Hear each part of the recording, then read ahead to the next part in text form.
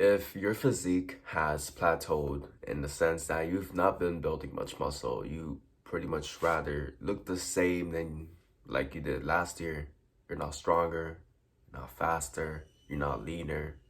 You're instead in the exact same position as you were last year.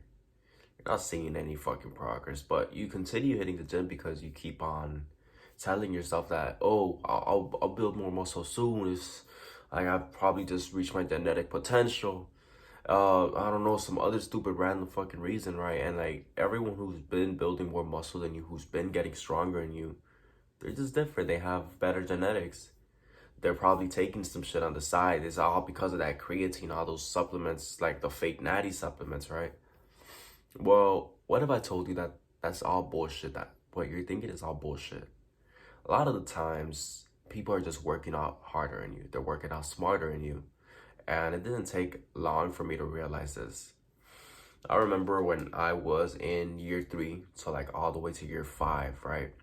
And I had a lot of people that were bigger than me, a lot of people that were stronger than me. And dude, that honestly made me feel like shit. So I know how it feels to be in your shoes, that where everyone else is building muscle, everyone else is getting stronger. There's this guy that started like 3 years ago, 2 years ago, right? Like he's only has like 2 years, 3 years in the gym. He's already fucking bigger than you, and like you're just telling yourself like, what the fuck, man? Like I've been working out for a while, but I'm still small as fuck, and that should fucking anger you. But now when it angers you, you have to use it right. You have to use it as a sort of motivation to tell yourself, fuck it, what am I doing wrong and how can I fix this? Because there's cycles that kill people, right? But there's another cycle. The guy that keeps repeating the same thing over and over again, thinking something's magically gonna happen. Something's magically gonna change, even though he never changed anything. That's you right now. You never change your program, you never change your diet, you never change nothing about yourself, your mindset, nothing. And guess what? The same thing keeps on repeating. But hold up, bro. Where's the light? Cause it's just dimmed down horribly.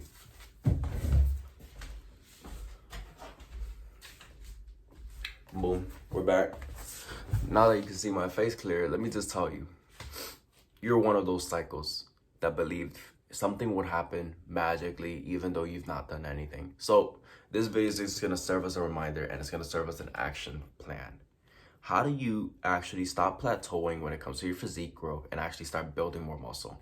Well, for skinny people, it all like boils down to gaining weight. This is how you're gonna build the most muscle, right? And make the most like noticeable difference when you're a skinny person. Now, what if you're a more fatter person, right? You have like some fat around, you have like big love handles and shit like that. I'm not saying if you're like skinny, but you have love handles and you should cut down extremely. No, not like that. If you're fat, you should cut down, hop on a cut.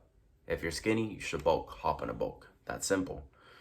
So now when it comes to programming, when it comes to like your workout, well, I believe you should be training hard as fuck. And what's preventing you from training hard as fuck? And maybe your friends, perhaps, they're not motivating enough. And it's not even that. I often have times where people like I work out would be like, oh yeah, I love having my friends motivate the fuck out of me. Like, oh, it's crazy. That's why I only love like working out with people and shit. Way better. I'm like, why? I love working out alone more than working out with people. Maybe it's because I haven't found the right group, but working out alone, I really do be motivating myself. I be telling myself I can get this other rep, and if I don't, then fuck it, we go to the fucking ER. That's what I be telling myself. But I don't know how you guys do it.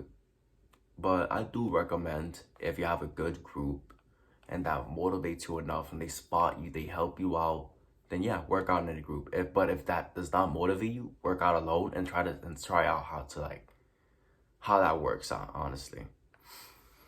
Now that that's one thing out of the way, let me tell you another thing. Your reps and sets matters. If you're only doing like 4 sets, right, which is a normal amount of sets, but you're doing them like a pussy, not doing much. You have to really just push yourself as much as you can in every one of those sets. And you obviously have to warm up correctly beforehand, or else you're gonna injure yourself. It's that simple. But the way I do it is that I do, like, let's just say it's chest day, right? And my first exercise is the bench press, the flat bench press, right? Because I've been trying to PR on it. And I actually have been able to. I've went from 205 pounds that I used to do back at my old gym to now I'm hitting 245 pounds. 4 reps, massive difference. But back on the topic. You have to warm up first, and then you start going into the heavier weights slowly and slowly and slowly till you reach your like 80% of your max. Let's just say your max is like 270 or something, or 260. You're gonna do 235 or 240. 4 reps, 3 reps, 5 reps, right? But that's perfect. That means you're literally pushing yourself to brim failure, and you're doing it faster as opposed to like doing 16, 20 reps of like some weight that you know you can do, but you're just too afraid to increase the weight on the bar. Because a lot of you guys, you're afraid of as fuck to increase the weight on the bar. You think you're gonna somehow break a muscle, fucking tear something. That's bullshit. Live like that, you're never ever gonna hit the heavy weights. Never. Basically, yeah, you just adjust the weight. Always make sure you're going heavy. Always make sure you're going like in the lower rep range, like perhaps 4 through 6, or like if anything 6 through 12, which is also good enough.